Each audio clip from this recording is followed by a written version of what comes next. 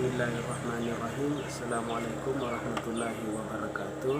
Sebelumnya perkenalkan, saya atas nama Yusuf Yasman akan menjelaskan tentang tentang mata pelajaran praktikum akuntansi, yaitu modul 5 dan modul 6. Yang pertama adalah modul 6, yaitu siklus perolehan dan pembayaran beban dibayar di muka dan perlengkapan kantor. Langkah pertama yang harus kita lakukan dalam melakukan audit adalah beberapa tujuan audit. Yang pertama adalah saldo tertanggal neraca merupakan beban yang masih mempunyai manfaat di masa yang akan datang. Yang kedua adalah penambahan selama periode pemeriksaan merupakan pembebanan yang wajar terhadap akun tersebut, serta merupakan beban yang masih mempunyai nilai manfaat di masa yang akan datang. Yang ketiga adalah pembebasan beban yang dibayar di muka memang merupakan beban untuk tahun berjalan dan telah dihitung atas dasar yang dapat diterima dan konsisten dengan dasar yang digunakan periode sebelumnya. Yang keempat adalah akun-akun tersebut telah diklasifikasikan dengan tepat dan hal-hal yang penting telah diungkapkan dalam laporan keuangan. Selanjutnya, langkah yang harus kita lakukan adalah mengisi pengendalian internal atau ICQ. Yang pertama adalah sewa dibayar di muka. Sewa dibayar di muka terdapat ada beberapa poin. Untuk poin pertama kita beri tanda checklist, dan untuk poin kedua. Untuk poin ketiga kita beri huruf G, dan untuk poin keempat kita beri tanda checklist. Poin kelima dan keenam tidak ada. Poin ketujuh huruf G. Selanjutnya adalah asuransi dibayar di muka. Poin pertama G1, poin kedua checklist, poin ketiga G1, poin keempat tidak ada, poin kelima tidak ada. Selanjutnya adalah pajak dibayar di muka. Untuk poin pertama sampai dengan poin keempat kita beri tanda checklist. Dan yang selanjutnya adalah pajak pertambahan nilai atau PPN.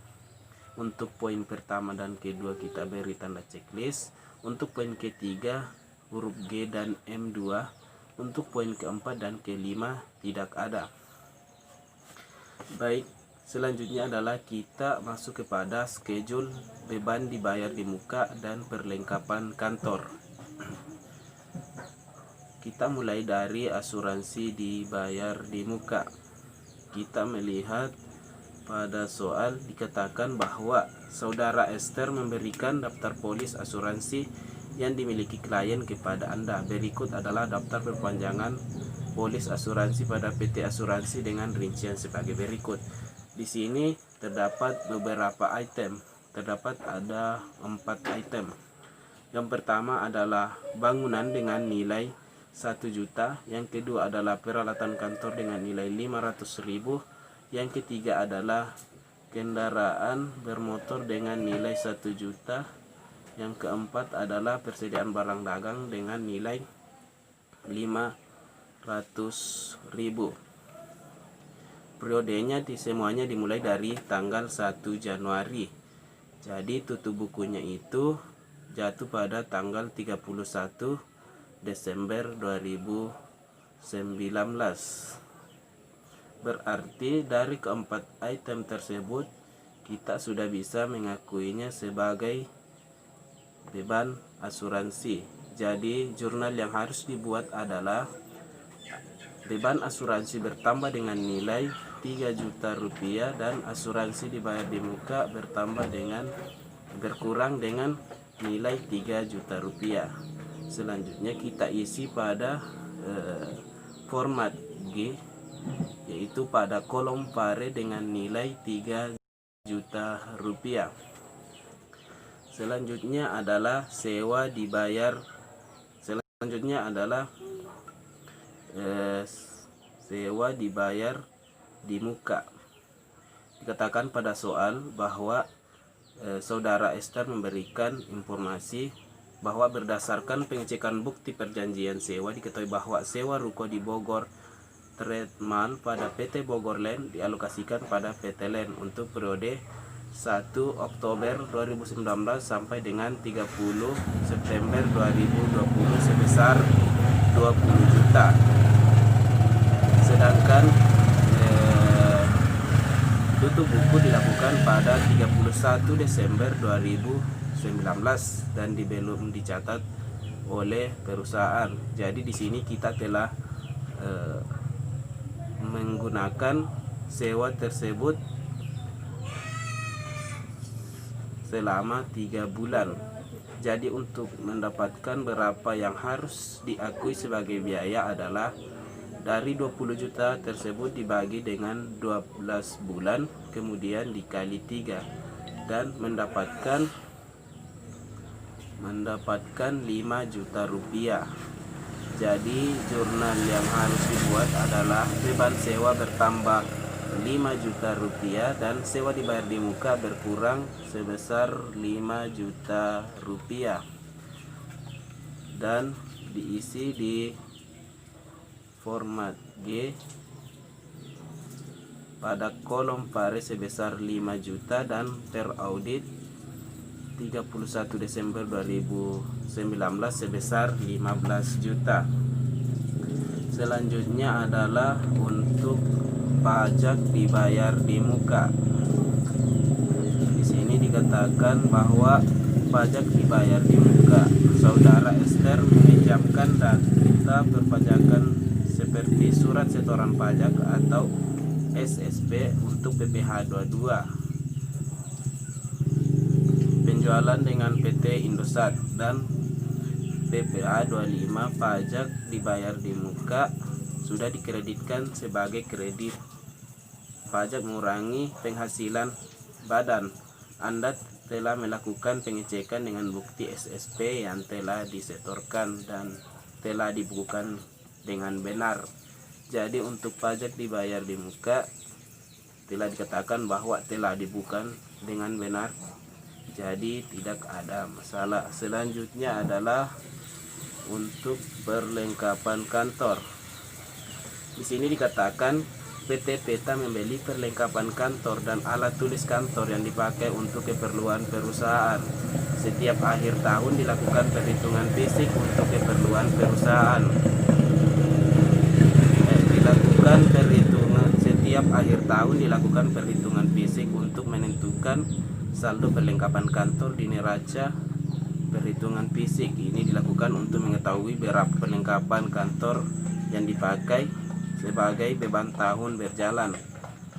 Anda mengetahui bahwa perlengkapan kantor pada 1 Januari 2019 adalah sebesar 5.917.500. Jadi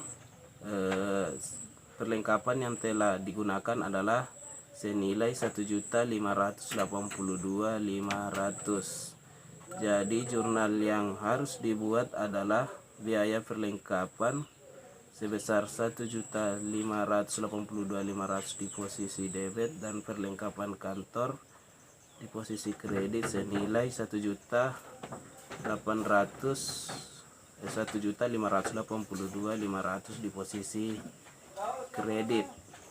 Jadi diposting ke format G di kolom pare bagian kredit sebesar 1.582.500 dan untuk per auditnya yaitu sebesar 4.335.000.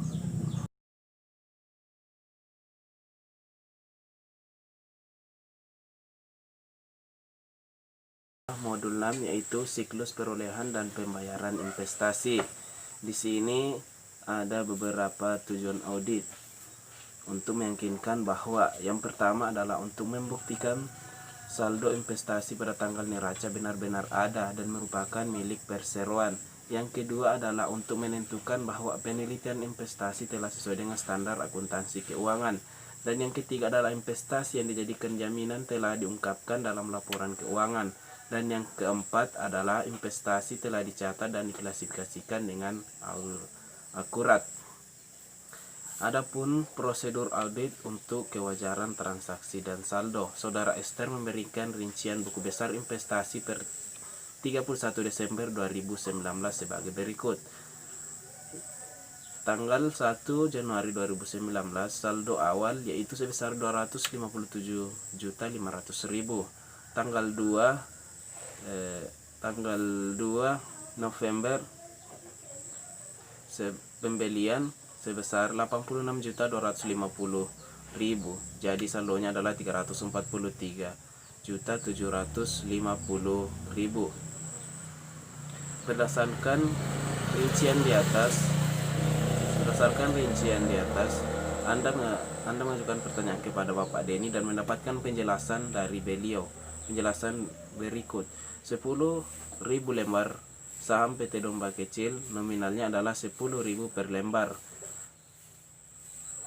Dibeli tanggal 9 Juni 2009 dengan kepemilikan 10%, yaitu senilai 123.750 dan 20.000 lembar saham untuk PT Domba Putih dengan nominal 5.000 per lembar dengan kepemilikan 20% dengan nilai 133.750.000. Jadi totalnya adalah 257.500.000. Mendapatkan informasi bahwa dari perusahaan investasi yang berkaitan dengan rencana pemekaran PT Domba Kecil pada tahun 2020 yang diperkirakan akan menaikkan harga pasar saham pada tanggal 1 November 2019. Bapak Ranto memutuskan membeli lagi 5.000 lembar saham 5% PT Domba Kecil dari bursa dengan harga 87 juta termasuk beban broker sebesar 1.500.000. Saudari Esther mencatat transaksi tersebut sebagai berikut.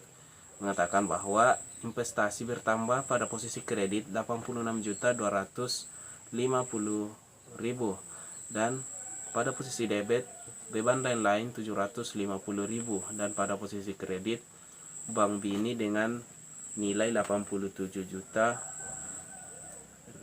rupiah. Tetapi tadi dikatakan bahwa perusahaan membeli senilai 87 juta. Berarti di sini Saudara Esther melakukan kesalahan pencatatan yaitu dengan adanya beban lain-lain. Jadi untuk menghilangkan beban lain-lain maka akan dibuat jurnal yaitu untuk menghilangkan beban lain-lain yaitu dengan jurnal investasi bertambah sebesar 750.000 di posisi debit dan beban lain-lain berkurang di posisi kredit dengan nilai 750.000.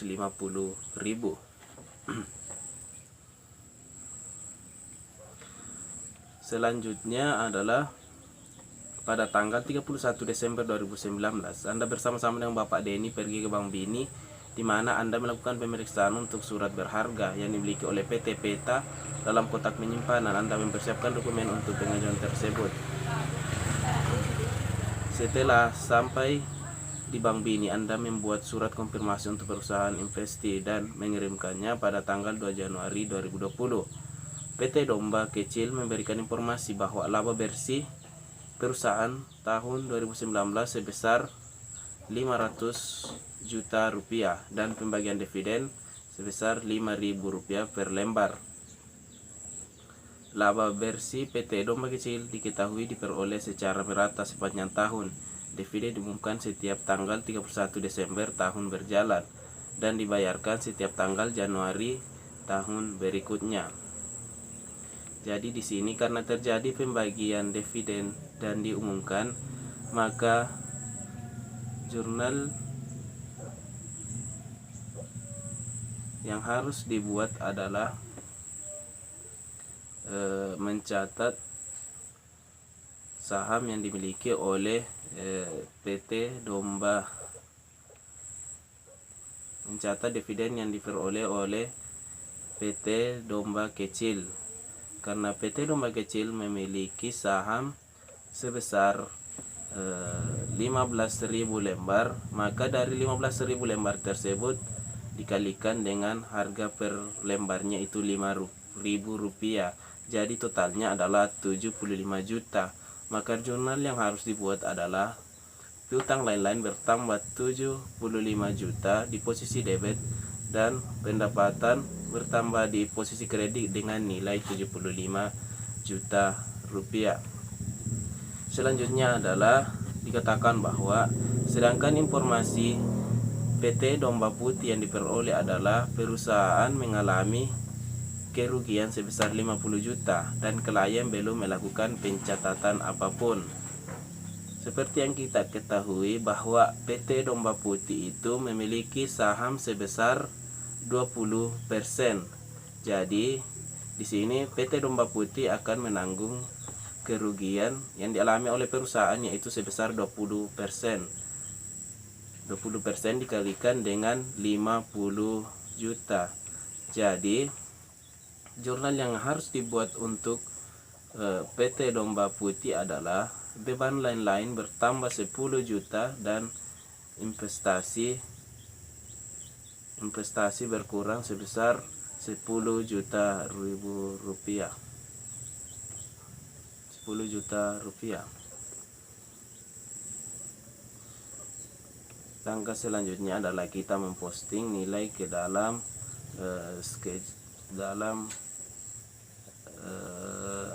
format H, yaitu untuk PT Domba Kecil 750.000 pada posisi debit, sehingga menghasilkan pada kolom per audit yaitu 210.750.000 rupiah. Dan untuk saldo investasi PT Domba Putih yaitu berkurang sebesar 10 juta pada kolom kredit, sehingga nilainya pada per audit yaitu 123.750.000 rupiah. Jadi total menurut per audit 31 Desember 2019 yaitu 334.500.000 rupiah. Dan untuk total menurut per audit 31 Desember 2018 yaitu 257.500.000 rupiah. Sekian dari saya, lebih dan kurangnya mohon dimaafkan. Assalamualaikum warahmatullahi wabarakatuh.